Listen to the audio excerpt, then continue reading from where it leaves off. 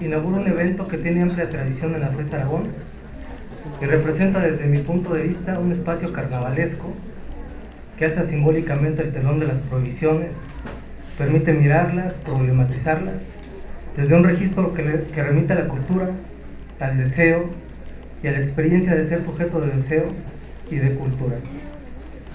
Celebro este espacio, agradezco la invitación y su presencia en este foro. Introducción. Solo se prohíbe lo que se desea. Sigmund Freud. Hace muy corto tiempo me encontraba leyendo un texto en el cual se enunció una pregunta que me hizo pensar.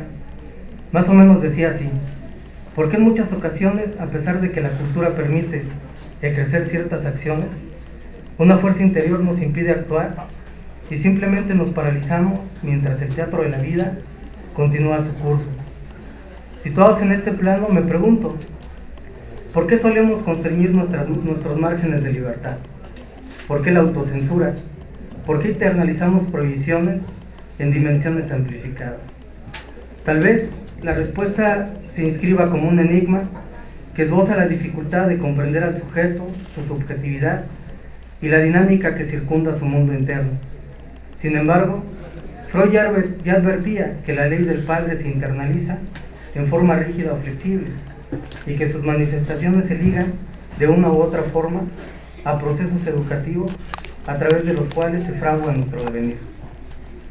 En una brillante película que narra el relato biográfico de Freud, ligado por supuesto a la historia del psicoanálisis, en un momento de la trama y frente a la experiencia de la muerte, un personaje conmina a Freud a continuar sus investigaciones, a pesar del contexto social y epistémico adverso, y le menciona: tú sigue tu camino, porque hoy que voy a morir, siento que alguien más vivió mi vida. Aquí me parece importante destacar que una de las grandes aportaciones del psicoanálisis es aseverar que la prohibición se instala en el adentro y nos estructura, pero también coarta las posibilidades de ser y hacer. Por ello, en la búsqueda de autonomía, necesariamente se debe librar una batalla entre el sujeto y las prohibiciones internas que lo constriñen y privan su existencia.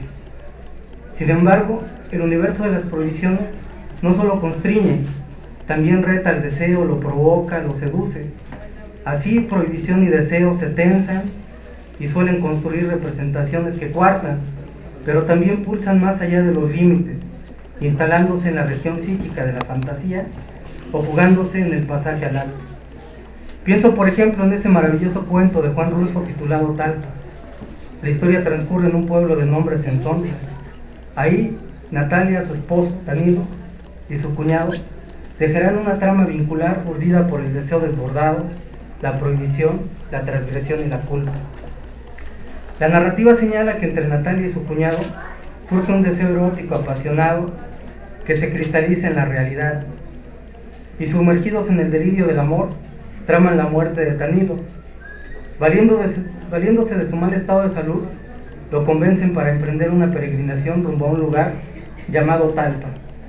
Danilo accede, pues tiene fe en que la Virgen de Talpa lo salvará de morir, y Natalia y su amante lo alientan con la esperanza siniestra de que muera en el camino. La peregrinación acontece entre el camino árido y polvoso, los días calurosos y las noches frías en que Natalia y su amante se apartan de la sombra de Danilo y buscan entre el llano una superficie oculta para entregarse a encuentros eróticos prohibidos que violentan la violencia parental que nos estructura. El deseo se hace realidad.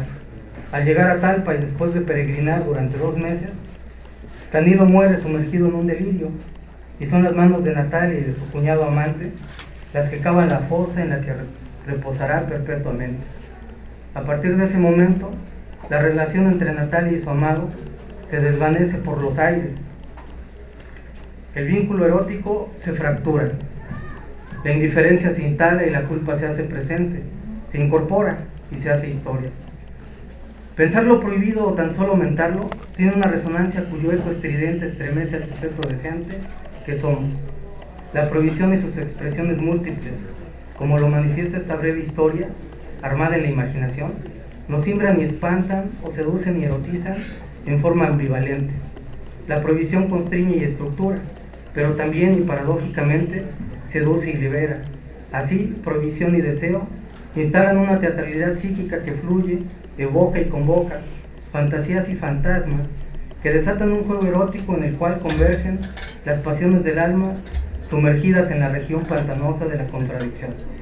Contradicción que plasma lo que somos, contradicción que cincela el relato que somos, narrativa que aprisiona o libera el deseo, expresado en la palabra, en las acciones, en el cuerpo, en un cuerpo cargado de historia.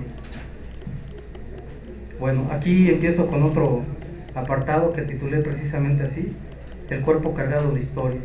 Recupero un epígrafe de Foucault que menciona lo siguiente: el hombre es una invención reciente. Freud aparece en la historia como el autor diacrónico que fractura el discurso médico al aseverar que no todo sufrimiento deviene de una dolencia corporal. Desde una sensibilidad aguda intuye que el alma tiene sus propios padecimientos y que el cuerpo está atravesado por el deseo.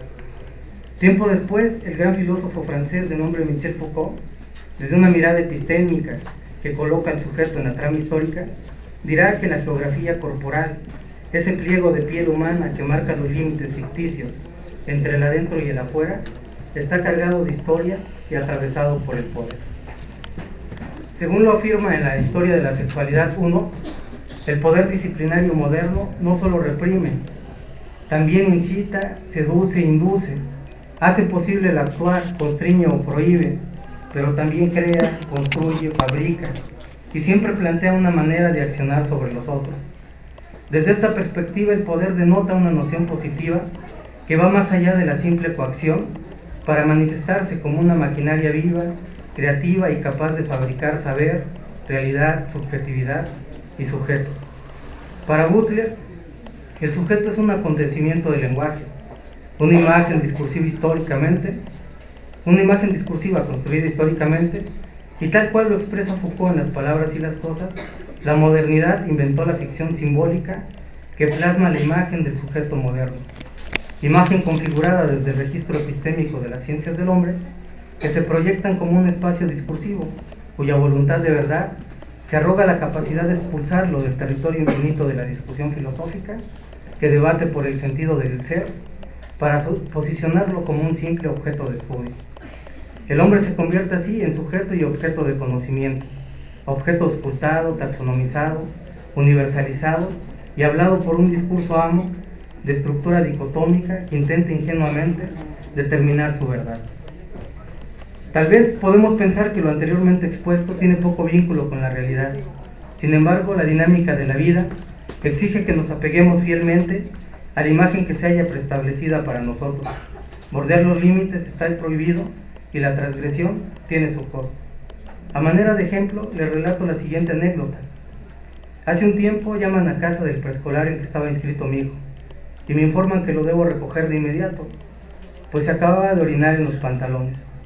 Este acto se repitió por un tiempo y la maestra, en una de tantas, me dijo airadamente que lo tendría que dar de baja, pues esta conducta era típica para un niño de 3 años, cuya madurez, según lo explicaban tajantemente las teorías del desarrollo, deberían permitirle el control de sus esfínteres.